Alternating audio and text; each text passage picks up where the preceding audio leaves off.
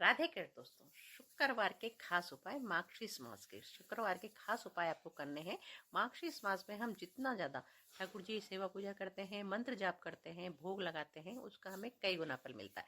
ये आपको हमेशा मैं हर वीडियो में बताती आई हूँ। इसलिए अब कुछ ही दिन बचे हैं, आप मार्गशीर्ष मास का पूरा फल उठाइए।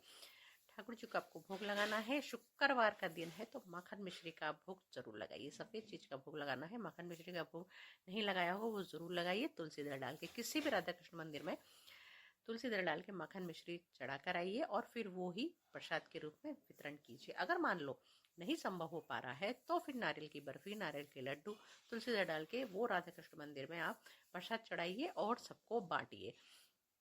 इत्र, आपको इत्र ठाकुर जी के जरूर लगाना है। शुक्रवार का दिन है, अगर आप इत्र ठाकुर जी के लगाएंगे तो आपके घर में प्रेम, दाम्पत्य जीवन में भी प्रेम बहुत ज्यादा, आप आपसी प्रेम, आपसी कलह दूर होगा और आपसी प्रेम बढ़ेगा। इसलिए इत्र जरूर लगाइए।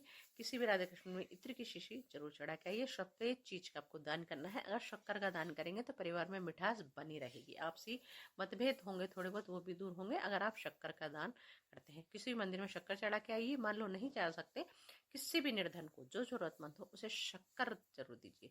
कम से कम 1.25 किलो शक्कर आपको दान देना ही चाहिए शुक्रवार के दिन।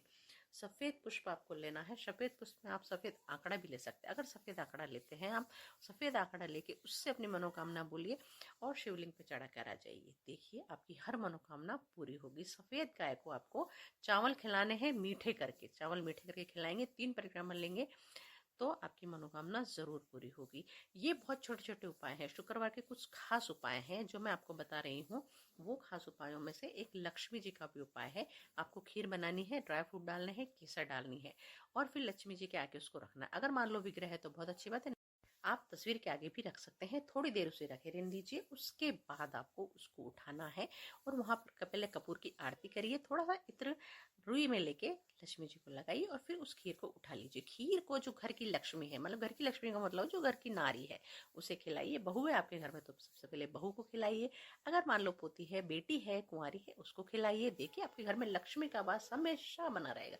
ये छोटे छोटे उपाय करते रहिए। दीपक आपको पीपल के पेड़ पे लगाना है, लेकिन सदभिषा नक्षत्र भी है तो अगर आप कदम के पेड़ पे दीपक लगाएंगे और कदम के पेड़ से अपनी मनोकामना दीपक लगा 3 परिक्रमा लेंगे, आपकी हर मनोकामना पूरी होगी। अगर हम नक्षत्र के अनुसार पेड़ पौधों की सेवा पूजा करते हैं, प्रार्थना करते हैं, प्रणाम करते हैं तो उसका हमें गुना फल मिलता है। मार्गशीर्ष मास बहुत ही पावन मास है, ठाकुर जी को बहुत प्रिय मास है ये। इसलिए ठाकुर जी के जो भी मंत्र आपको आता हो, ओम नमो भगवते वासुदेवाय नमो, ओम नमो नारायण, जो भी आपको मंत्र आता है, कुछ नहीं तो कृष्ण शरणम मम ही आप मानसिक जाप कर सकते हैं। आपको माला फेरने की जरूरत नहीं है, 2-4 घंटे बैठने की भी जरूरत नहीं है। मानसिक जाप में बहुत ताकत होती है। मानसिक जाप करते रहिए किसी भी मंत्र से, उससे भी ठाकुर जी प्रसन्न होते हैं।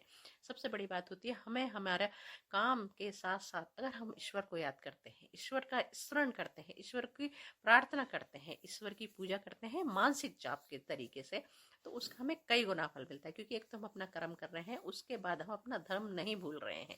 कर्म के साथ अगर धर्म जुड़ जाता है दोस्तों तो महाभारत जीती जा सकती है आराम से। ये आप सब समझते हैं, सब जानते हैं। इसलिए कोई जरूरी नहीं है कि आप 2-4 घंटे बैठकर ही पूजा पाठ करें, आप मानसिक जाप भी कर सकते हैं।